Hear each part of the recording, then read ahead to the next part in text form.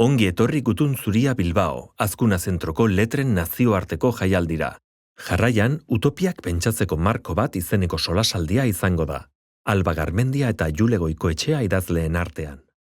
Bueno, arratsaldeon, ohar bat, hasi. Well, good afternoon. A little comment before we kick off. We have here Alba Garmendia and Jule Goikoetxea with us. And the starting point for this talk is the book that Alba has published. So, the windows of your home into the universe, world to conceive utopias. So this is a framework to rethink how could we consider utopias, and these days we're also talking about the future, how to conceive a utopia, and this is why today here we have Alba, and we will also mention a text that has been published by Jacqueline, by Jule Goikoetxea, where she also dwells on the subject of utopia. So I think we have an excellent pair of authors here with us today. We're going to grant them some minutes to introduce the subject, and then they will start to talk, and finally we will give some time to the audience for questions. Bueno, arratsaldeon eta eskerrik asko Beñat. Well, good afternoon, and thank you for this kind introduction, Beñat. Thank you for inviting us over. Thank you to all of you for attending. I would like to also thank you, Telaparta and Iracha, publishing houses, and they usually publish some compilations, and my books are part of them. So during 15 minutes, in 15 minutes I won't be able to sum up the whole book, but I will try to sort of share some ideas from my book with you to kind of showcase current trends that then might lead us to an interesting talk. So the two starting ideas are, first of all, the idea of recovering utopias. Jule, she was interviewed, and there she was considering how to define the new utopias. And on the other hand, we see that these new utopias that we will be sort of defining should speak to ourselves, because I think we cannot really define their exact function. But I'm going to sort of sketch what I mean here.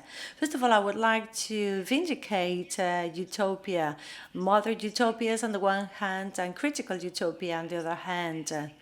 I will not give you details on the difference because that will take too long, but I think I can say that modern utopias, to say it very short, are those that Thomas More and other authors turned into a genre. And critical utopia rather talk about the 20th century, after the 20s, when Ursula Levy wrote about other type of utopias that are rather closer to science fiction.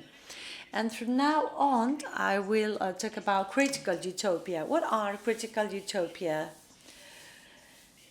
They're not perfect. In some, we talk about desirable societies, but there could be conflicts within those societies. In a critical utopia, not all citizens are happy, and some people might feel depressed, but there will be psychologists that will heal that depression, for example. Pixkate sakontzeko utopia kritikoen ideia horret. And to get more of an insight of this critical utopia, even they are not modern utopias, they systematically criticize the whole organization of the society. How government institutions should be like, the relationships, public services, production, agriculture, industry, what all these should be like. I could give you a long list, but the idea is to sort of make a short list and approach the whole of the society. And currently, we see a trend that goes on the other sense. We only sort of find partial utopias rather than holistic utopias. And I think trying to face capitalism, that is a wild capitalism nowadays, maybe we get together trying to find a reduced utopia to face this. And I think utopias are now identified thanks to intuition. And this is why I think it is important to underline that these critical utopias, they are comprehensive because they have to take into account the whole of society, even people that think differently. Nevertheless, I think this comprehensive utopia usually start from places that are not really desirable, like dystopias or Margaret Atwood. And it is easy to make this critique showing what is not desirable. We don't want a totalitarian society, but we should rather focus on something else. What type of societies we want to imagine, the good societies. And when we start imagining these utopias, we should consider what might happen there. We will start criticizing from the current society, but this is not about criticizing per se. It is about envisaging a society that maybe is not perfect, but it is more desirable than the current society. So which ones could we sort of imagine? This is an important question mark. When the starting point is at zero, I mean, we start imagining these societies from scratch, it is the imagination that will sort of fill in the gaps. And your imagination is not neutral. It is somehow politically located somewhere. As I think if we ask ourselves something, the answer should come from intuition without sort of thinking about it too much. When we consider these utopias, some families, will there be families there or not? Will there be home with different rooms and a kitchen? Beñat mentioned an article written by Jule, and these are some of the things she was mentioning there. This is why I mentioned home and the family, because I mean, all the answers we're going to provide have somehow a political sort of foundation, and the key here is to see whether our answers agree with our desires, with our imagination. I would like to also think of what type of answer would give a nationalist, left-wing person, and what reason would give a fascist. I guess the answers will be different. We don't think about it twice. When we answer by intuition, then maybe the responses will not be that different, and then we keep on reproducing the same society. So this is some of the things I wanted to bring out here. When we consider utopias, we have to think at least twice what is desirable. And it should be a critical exercise as well. And from this idea, I move to my second main idea. So we have, well, maybe I give you an example. Because in English, it is quite easy to create multicultural utopias where every individual can stick to their own language and at home. But when they meet in an assembly, then with simultaneous translation, they could communicate. Each one would speak in their own language, and that will be translated into the desirable language. This is what could be done from the point of view of English. But when we're talking about minority languages, this does not create a Basque community, and it is not desirable. And I think the space for that language that is a minority is more and more reduced. So when we imagine utopias, we cannot take on board ideas that come from other cultures or other countries. We have to create our own utopia that will really answer to ourselves. And I do it from Basque language and for the Basque language. Many of you are listening to simultaneous translation. You're not thinking in Basque, but you are receiving something that was thought in Basque language, even though you are listening to it in Spanish or English. I've not mentioned this so far, but in the book we talk about Jose Azurmendi, a philosopher, and in 1993, already in an interview, he said, and I open inverted commas, I write for those who have an issue to identify themselves as Basque people that speak the Basque language. So when we need utopias that sort of speak to ourselves, I think behind that idea lies this idea by Azurmendi, that is, we need utopia that will give an answer to the retired people in a certain district or to youngsters in another district. So if this critical utopia speaks to a retired person, then that person needs eyes and ears. That is what Azurmendi said.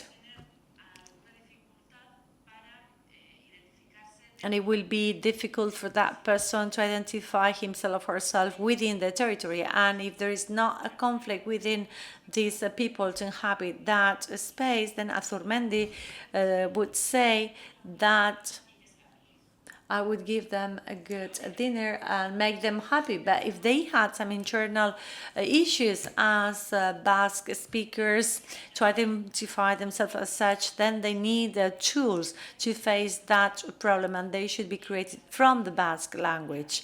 And among those, they will need utopias.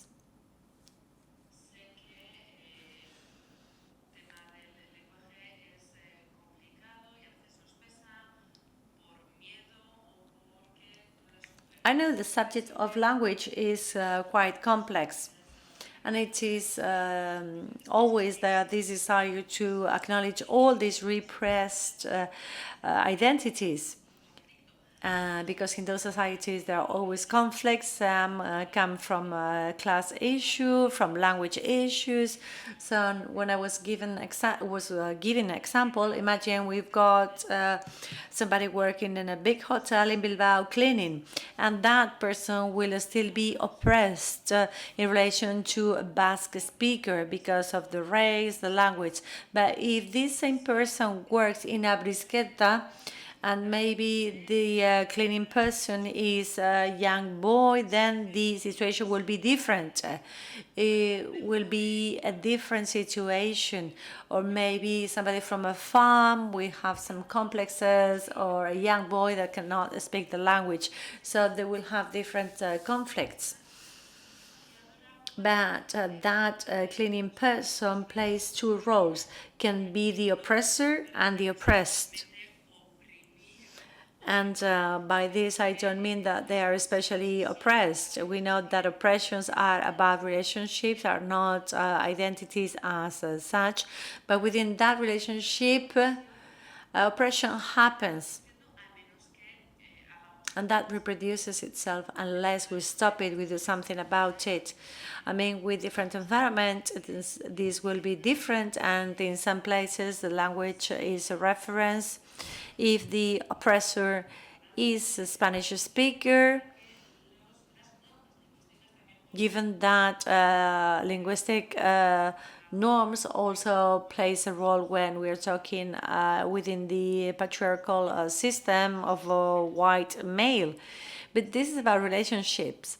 And we've got to rethink, reconsider these according to the type of relationships we would like to wish to have.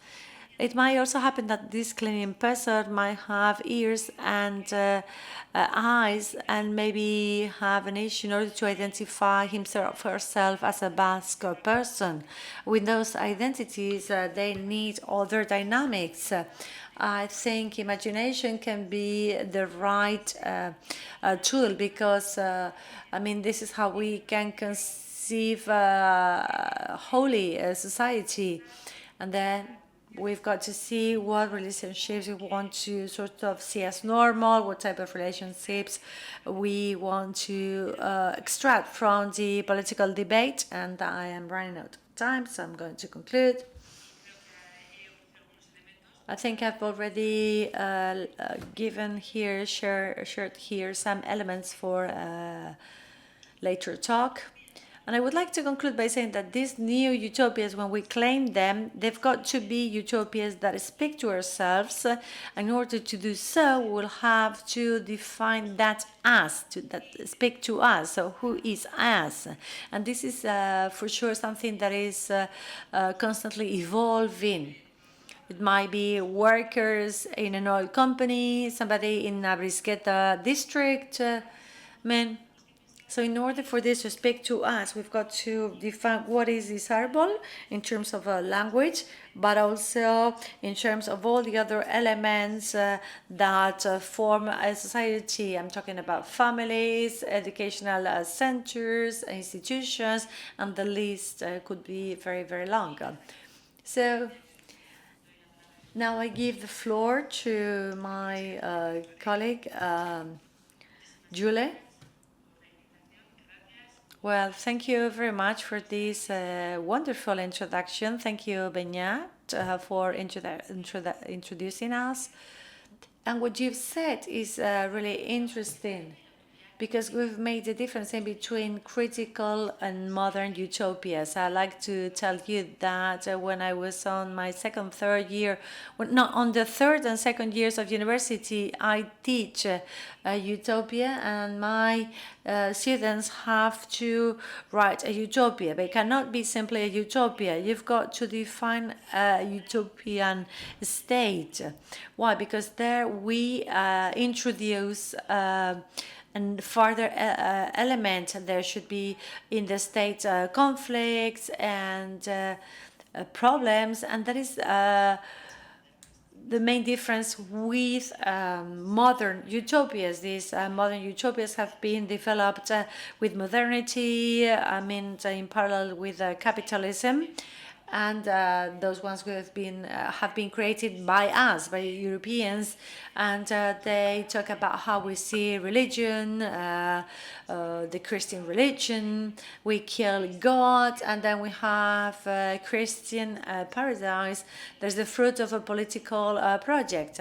Broadly speaking, like if we talk about an anarchist utopia.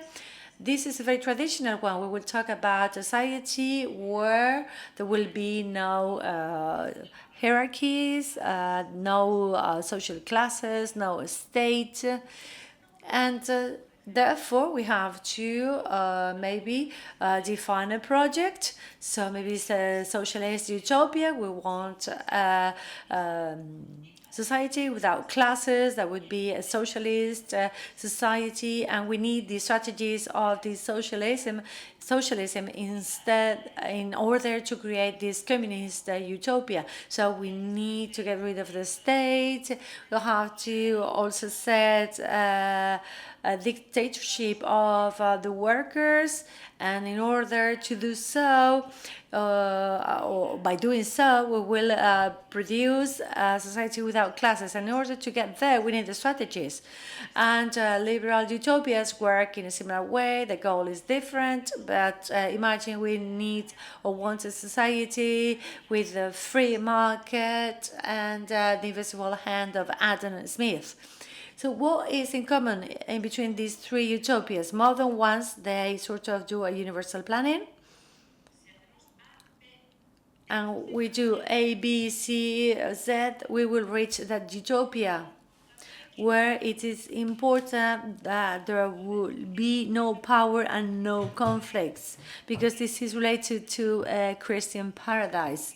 And we guess that will be peaceful. Well, I cannot really think of it. I mean, to me, it is very difficult when we talk about the Christian religion, but I think it would be a peaceful place. Then critical utopia, by the use of these tools, will sort of break this system and introduce an element that is a conflict.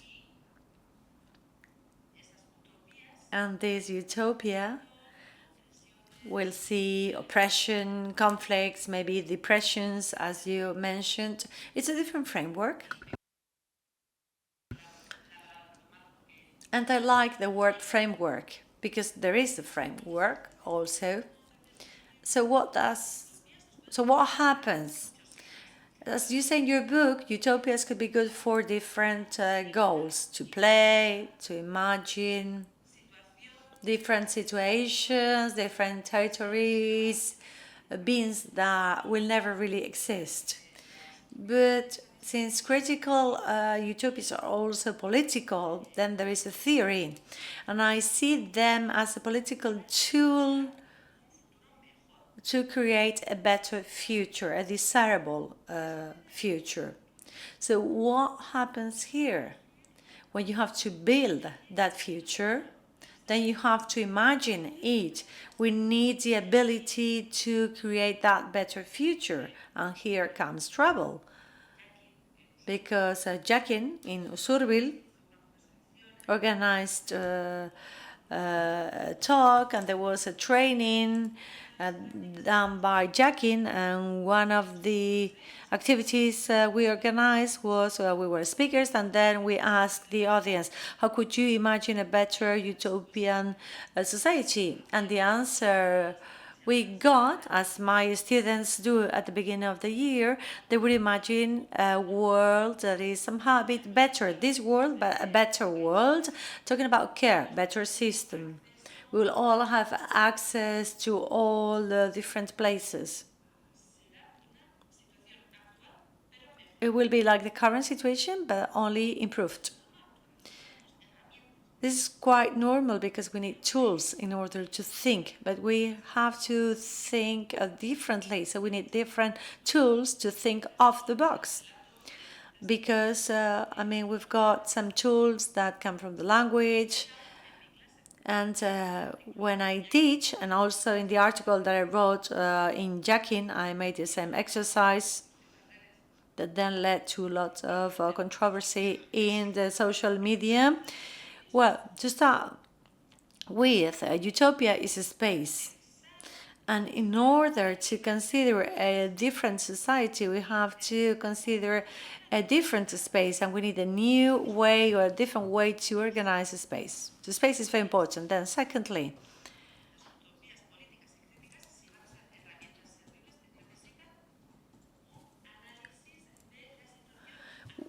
we need to analyze the current situation. This is what Marx used to say. We want a well-founded utopia, so we need a previous analysis. So if we want to create a society where people are going to be all equal, we need to know how inequality is produced in order to propose equality.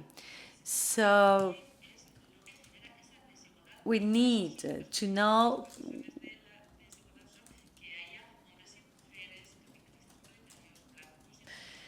because in order for things not to be equal, well, there is a reason, like maybe race, color, religion, and this is something that comes very natural to us, but this is a consequence of this lack of equality.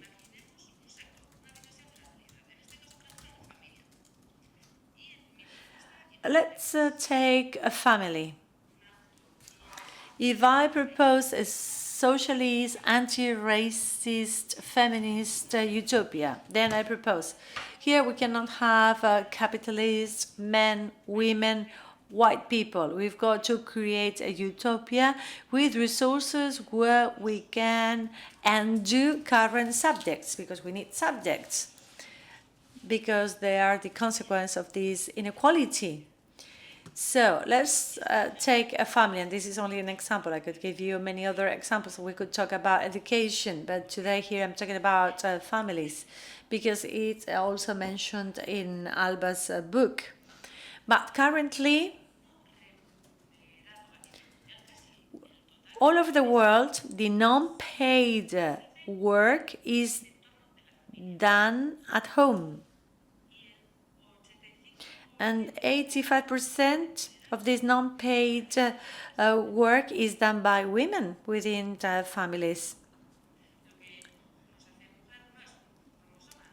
So you are not a female because of a chromosome, but because you do all this non-paid work. This is why I say we are materialist, and I speak from a framework that is a materialist one.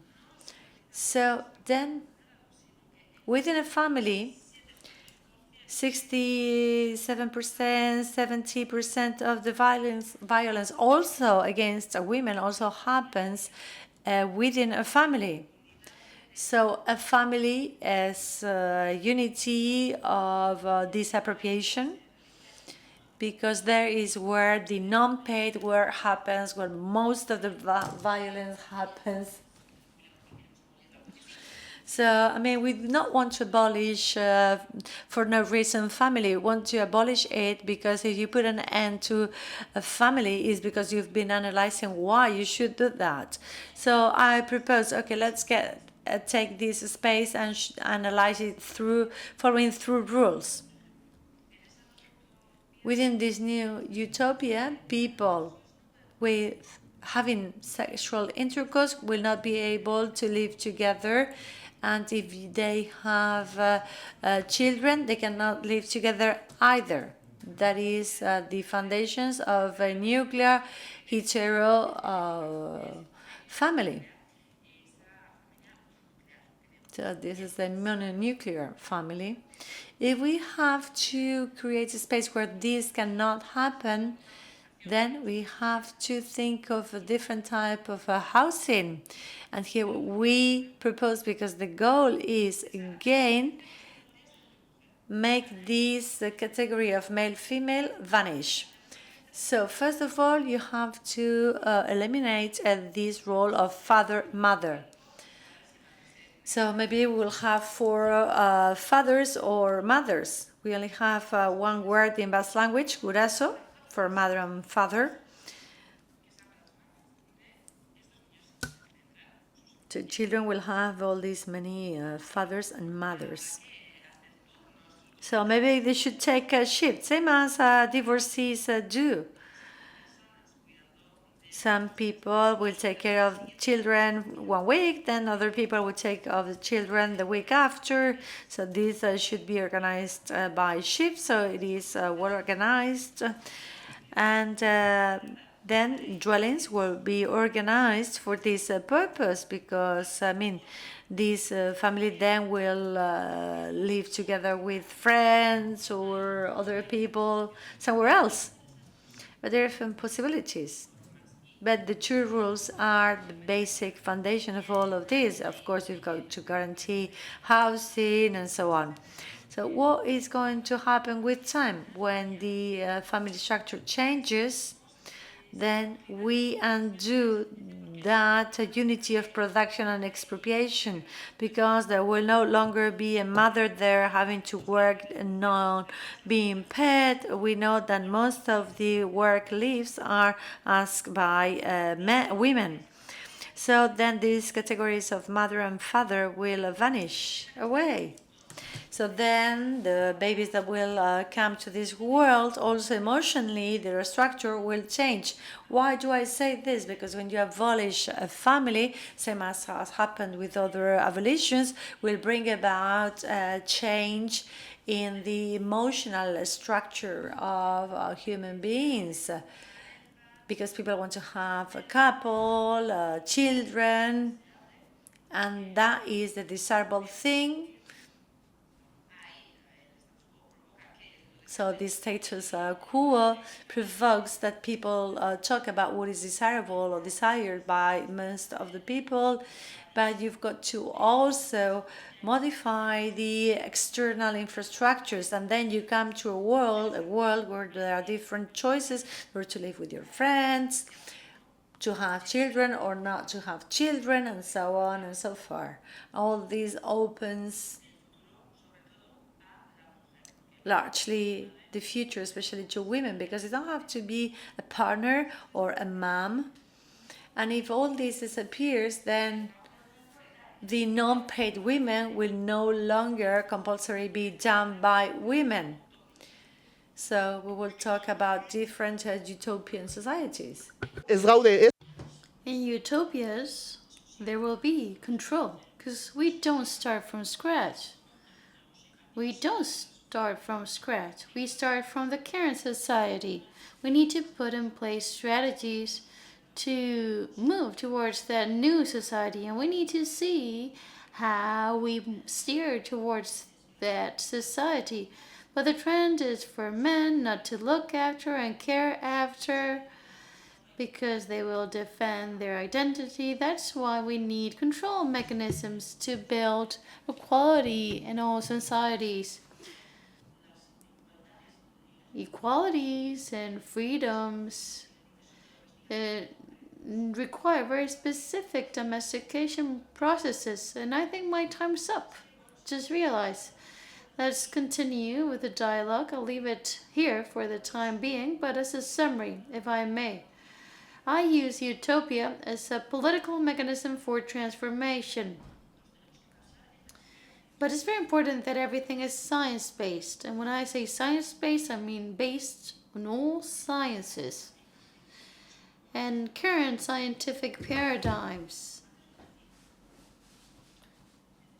As I was mentioning earlier, we need well-grounded evidence to utopias. We need very good analysis, good conceptual tools in order to be successful in this endeavor. I have a question. I'd like to start with a dialogue. In the book, you mentioned, I loved what you mentioned earlier, but please explain to us. I don't know if you've read Hathaway. He's a reference for us, materialist feminists.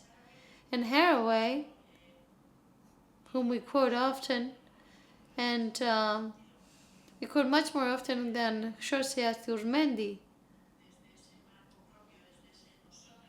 We're talking from the standpoint of we, us, and we should embrace Jose Azurmendi. And why is Jose our framework and not Hathaway? Hathaway can also be our own framework, yes. Why not? But it's a matter of knowing where we are starting from, what our roots are, what the starting point is, where our gaze starts. We're going to read Hathaway from our framework from Basque. I don't know how I should describe our space, our framework. Are we reading Hathaway from our framework, or are we thinking about Hathaway thinking about the English-speaking academic world? It's a matter of gazes, perspectives, not that much as authors. I expand on this in my book. It's not that we don't need to know Hathaway. No, I'm not saying that. Sometimes we ask ourselves, why is it that we resort to Donna Haraway when we represent our utopias? Well, for many reasons, because she provides us with many paths to imagine utopias. And why not Azurmendi? Well, it's not that obvious to refer to Jose Azurmendi to visualize a utopia. The main role or reference would be Donna Haraway, and we need to visualize utopia from our space, our framework. When I did my PhD dissertation, I explored working from Basque, from my framework. it's hard to work on utopias from best. Utopias are abstract, are universal. You don't have to place it within the framework of Basque. And then I read Aizpuru, Azurmendi, and other authors, and thanks to those readings, I've learned that when we visualize a utopia, these elements also exist. When there are other authors that help us visualize utopias, they portray utopias as a nation state. First, we need to understand that when we think about utopia, we're thinking about a nation, a language, a culture. It's a provocative question, I know. That's what this is about. It's a matter of putting our attention on our stare, our gaze, and that's what I try to explain in my book. Yes, I know. They've told me this personally many times when they talk about my work. Men, of course, tell me when they raise criticism on my work, positive criticism, they tell me that I'm not making reference to Basque authors, and it's true. It's true, I agree. And there's this alternity. I see it in the case of Jose Azurmendi. And it's true that since we don't have a state, we are in a different dimension. Most of the authors or the Basque authors are men. And in some policies we see a predominant presence of men. And of course, if you want to read authors, most of them are authors from the United States. That is the hegemony, an hegemony that will disappear. But those are the references that we have. Hegemony of the United States, even racialized women, most of them from the US. There is a polyhedric domination, a logic of dominance and dominated, and I agree with what you mentioned. We need to work from the framework of we, us. Our utopias are not something that lots of people like and will like. That's how it is. That's the difference with modern utopias, but that's not our goal. Our goal is not to be liked by others. Those that have more power with modern utopias will lose power. In most of utopias, this happens. In egalitarian utopias, this is obvious. The rich, the wealthy will lose. We won't all live better, not the rich, because the desire of universalizing. I understand it. It's wonderful to mobilize. It's a good instrument for political transformation. But what we want to change is something, the current way we live. If we want to really transform it, we need to undo, disentangle what exists. We need to neutralize some elements. It's funny, but when we talk about marriage, there's supposed to be a desire, a wanting. I mean, we should check data. As you know, in democracy, the figures of marriage are following a decreasing trend, but by 2030 they tell us that 30% of women will be spinsters, single, and this is thanks to the third feminist wave, and this makes us happy. I don't know if you agree. You can tell me. Power, utopia, cohesion. There's a question that I asked myself. I was reviewing the article you have written on violence that can be desirable in utopia. First, we need to understand that in the desirable utopias, we can have violence. I know whether we should call it cohesion, discipline methods. Utopias are not a world of fantasy full of hippies. We have states, we have structures. And this sets or imposes a discipline. Earlier you mentioned that some subjects are created and others that are neutralized. What came to mind was what violences can be desirable in these utopias? Honestly, I don't have an answer. Well, perhaps we will have some specific violences, but it's hard for me to imagine this. In nowadays societies, we have violences that we suffer in a very specific manner, in a very concrete way. And seeing this violence as something desirable looks complicated. I don't know if your students can imagine this element of violence as something desirable. Well, they should impose control and surveillance mechanisms. What kind of violence? With my students, I try to qualify violence. This is like life and power. I mean, these violences cannot disappear. What we have to do is control violence and fade out some forms of violence and channel other forms of violence adequately. We need to qualify violences. In our societies, violence is horrendous. It's outrageous, but there's legitimate violence. The violence exercised by police forces, by the state, there are different forms of violence.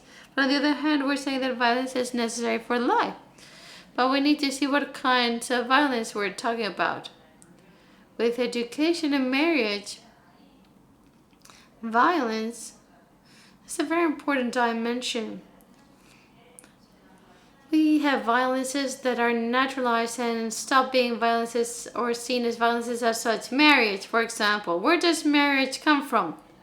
From the sale and purchase of women. In older times, women were bought as if they were cows, so to speak. We have patriarchal societies that work through the domination of the male gender. And nowadays, marriage has become something desirable, not barbaric. And many things that seem desirable are based on violence. We have naturalized them and now we desire these elements. This is what humanity teaches us. We need perspective. Violence is not absolute. Many things may seem violent today, but weren't 40 years ago. Imagine 500 years ago and 500 years' time. Violence is like a phase of matter, if I may use this expression. We want to neutralize some violences and through other creations naturalize others. For example, to wish to live with friends, with different people, or not to want to have offspring. And this desire has always been there. And the beginning of desire, there's always a bit of violence. For example, the desire to become a mother when a child is born, it's a creature. You need to create an autonomous subject, a man, a woman. You need to create someone who knows how to work. This process is a process of domination. It's domestication. You need to domesticate that creature. I always say this. We've moved from being amoebas to becoming us, you, I. It's a very violent process where wonderful things happen. But I insist, when we consider utopias, we need to analyze how we have created the current reality, where we come from, what kinds of violence are used to create current society, and how we're going to untangle this to build a different society. That's why it's not a modern utopia, because we will need those violence, and that's why I encourage you to think about cohesion, violence, because otherwise you will reproduce what we had. It's about improving things. And this is something that you tell your students. So you tell them, okay, analyze the current society. It's about creating a more utopian society and see how you travel this path. Let me try to explain this idea in the book. You talk about division between politics and utopia. I try to talk about this in my book, and we intertwine these elements. We have that trend. And sometimes things that should be done in politics are done from the standpoint of utopia. Let me give you some examples. If today, we have as an example of intergenerational housing schemes. If we want to have this kind of dwellings and households in the future, this needs to be claimed from the field of politics. This is not utopian. I'm saying this because in my book I say that utopia is not feasible. It's something I visualize as removed from what's feasible. It's a world we visualize, but always far removed from what we currently have. This makes us reflect on the world we live in. You were mentioning that it's a process, it's a political instrument to create a desirable future. But I harbor a doubt. As far as I see it, I believe in what I mentioned in the book, but my feeling is that we have the current world, and within the current world and the utopia in between, there's another world. And this is what feminism talks about. It's neither political nor utopian. It's both things at once. Because I can focus on the current world, but a feminist Basque country is also highly utopian. I don't know whether it's revolutionary even. But in this space between political and utopian, there is a space that it is blurry, not well defined, unclear, in between. Perhaps some political worlds that do not exist as such lie there, and these are elements that are become intertwined in my mind.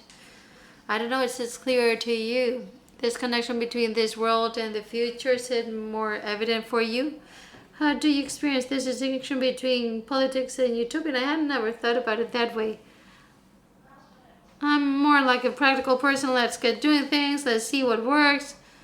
Let's see where this takes us. But it's a very interesting reflection, undoubtedly. Where does utopia start and where does politics finish? Since our utopias are very political, it's hard to establish that distinction. It's true. Good point. Many times I talk about utopia, not just political transformation. It's about generating a shortcut. And I remember once that I was teaching politicians, and I asked the politicians to think about education differently, to please focus on the utopian society that was desirable for the future, and to think only on education. But it was impossible, utterly impossible, for them to be able to think about education outside buildings and cages. Nowadays we're doing education within buildings, inside buildings. We were born in hospitals, we live in nuclear apartments, then we go to the dorms, schools, universities. These are all buildings that look up. Schools are buildings with people inside, homes for the elderly as well, factories as well. And I'm not mentioning, let alone prisons, which are a building that locks people up. So our society locks us up between four walls, and this leads to some subjects. Liberals do this very well. It's not us who invented this. What about education? It's about generating some productive subjects that know this and that, are going to behave in X or Y fashion. When we tell them, let's rethink education from a different standpoint, let's not thinking about education without buildings. And they mentioned, yes, lifelong education. Yes, lifelong education, but from 0 to 90 years of age, everything that you learn will not be in buildings that lock you up. And those that will teach you will not be teachers, but they will teach you to plant lettuces, some farmers. They will teach some general medicine skills, or the cleaning staff will teach you about cleaning, how to clean, how to cook, how to clean your vegetables to eat them. This doesn't need to happen in buildings that look above. Maybe third year, yes, it has to occur in a closed building. But other lifelong learnings, why should they be necessarily framed within buildings? However, this paradigm is hard to grasp. It's hard to digest. We have like these short circuits. We, get blocked. We try to provoke with questions, with utopian questions, to try to rethink education, to view it differently. It's hard to think about emancipating education, because public education emancipates and frees us, but also dominates us. We need to think about what we can do to go beyond that education that locks us within buildings. We were talking about education, and some months ago, we had a philosophical session on madness. Ichazo Martin has just completed her PhD dissertation on madness, and she researched women that were locked up in mental facilities. And she told us that autism, until very recently, wasn't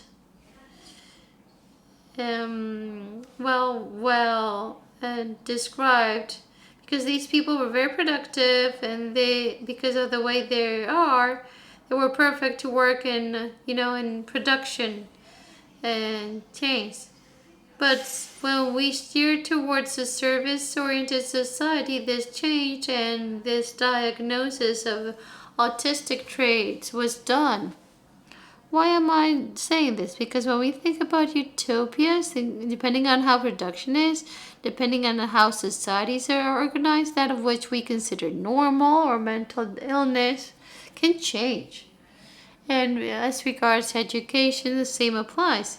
Right now, we're insist on doing all these diagnoses, but perhaps in a different situation, this is visualized very differently. Yes, we wouldn't call it education, but rather life at the end of the day. Well, we're very formal. We only have 10 seconds left.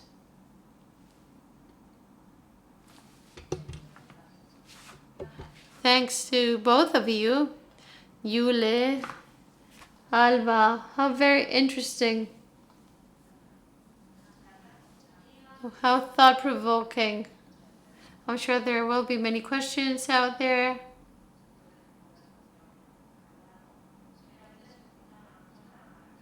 And I'm gonna break the ice. You talked about utopias, how you visualize them, but I'll go a step back. Over the past days,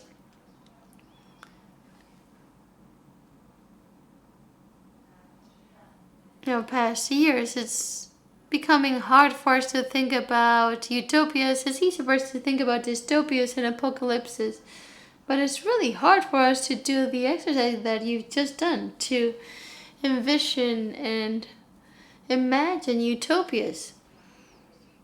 How do you see this? How can we address these difficulty? Jameson says that it's harder to visualize the end of the world than to visualize the end of capitalism.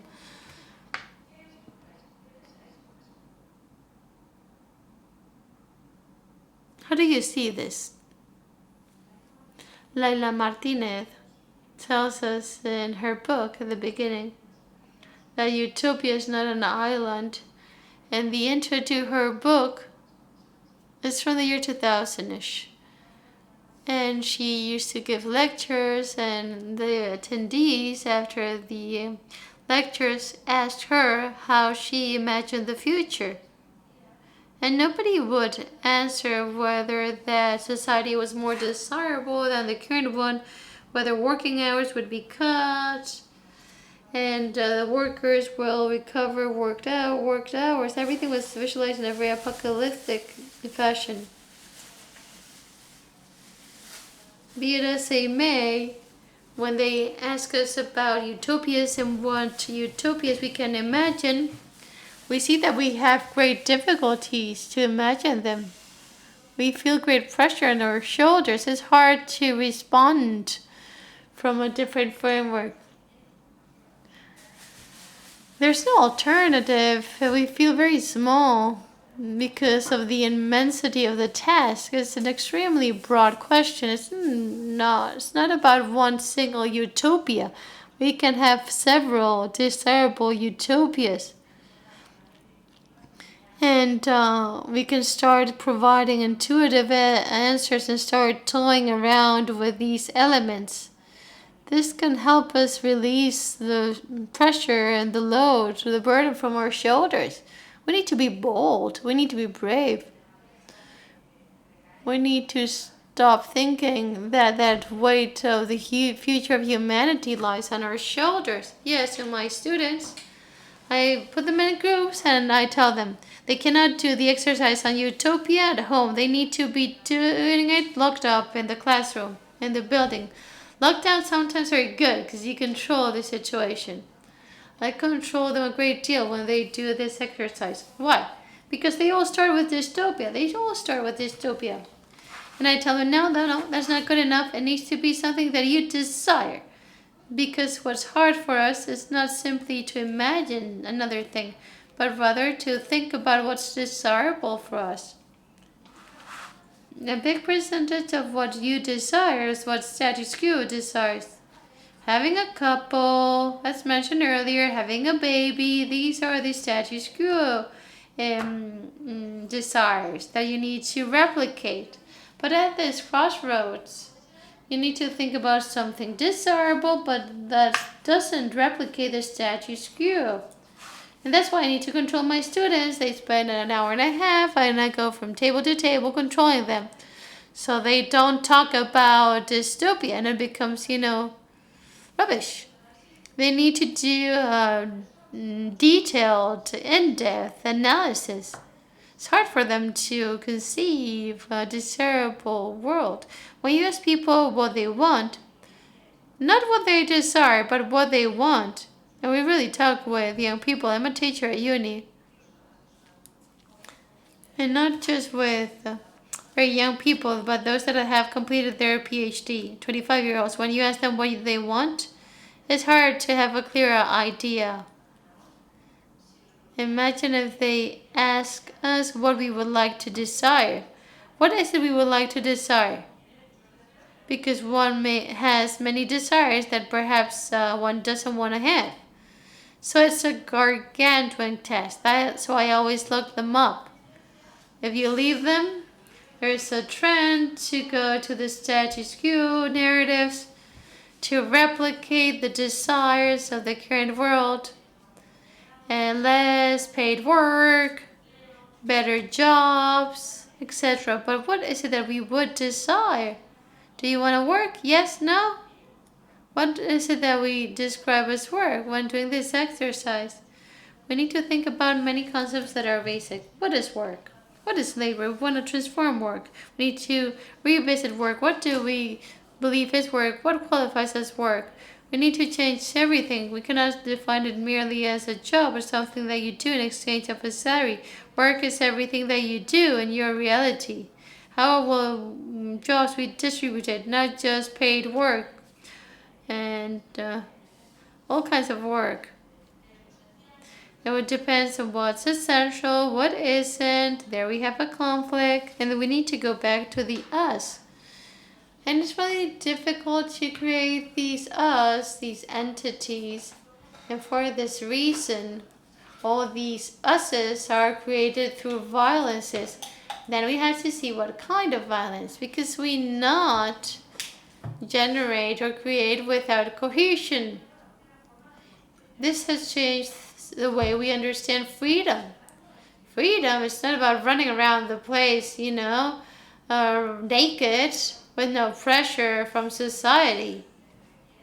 This situation calls for many different disciplines. I'm very much Foucault oriented. But freedom calls for cohesion and discipline. I'm freer when I can talk, when I can defend what I believe. But to go through that, I've gone through many disciplines. You and me in class, you've studied, you've read. So freedom has a series of conditioning elements, and in this utopia the concept of freedom changes because we still have that modern concept of freedom where one thinks that he or she can do as they wish, and freedom for us is not that. No. If they ask you what you're wishing for or what are your desires, who says that it's really what you desire, what you want? We lack role models. Well, we heard about Thomas More utopias, but there are other utopias that we ignore. The idea of freedom needs to be reconsidered because in those desirable utopias, perhaps we have other elements that we're unaware of. We know that there are many dystopias that we lack role models and reference that can help us train our imagination. We had forgotten the Q&A. Let's give the floor to the audience. Anyone willing to take the floor? Gartzen du nor, zenbat? Minutu terdi. Minutu bat eta 30 segundu. Ez dela ez ba inor animatzen. Bueno, bai. Bueno, asko gustatu zait esan duzuen guztia eta dana, nik ez daukat irakurrita. I really enjoy and like what you've said. I've not read that much as you have, but I found peculiar to see that when you talk about utopia, you already have that utopia in mind, and that it's got to be in such a way that a certain element should be there. I think you've already thought that there should be violence there. Could you please explain how do you reach that utopia? Because for me, utopia is something that's difficult to obtain, and then, I mean, Galeano, he made something be fashionable, being special. So how do you conceive that utopia? Why is it so sort of clear? Well, it's not a too clear utopia. You have to produce different ones, but you have then to make them more specific. Otherwise, you're only talking about something in general, and we want to make it very specific. Then some people might not agree, and then you have to lay on the table other ideas. So you have to be specific. Why? Why? Because we want a political change, and you can do that through science fiction, literature, and from an academical point of view. I consider myself very political.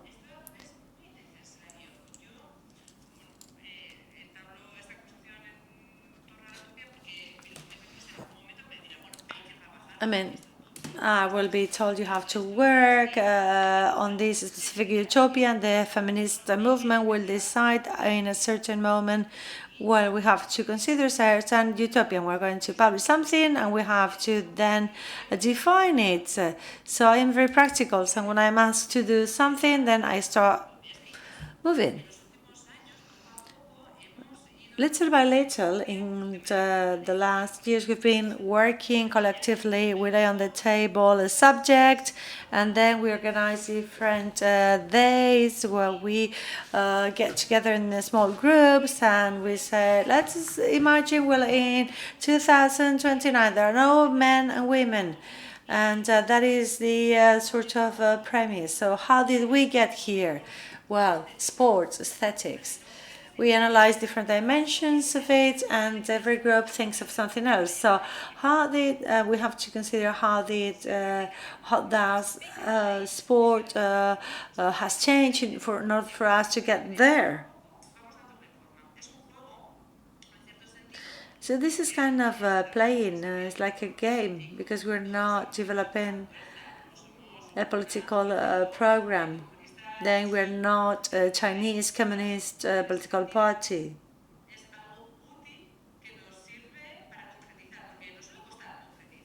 Because it is difficult for us to then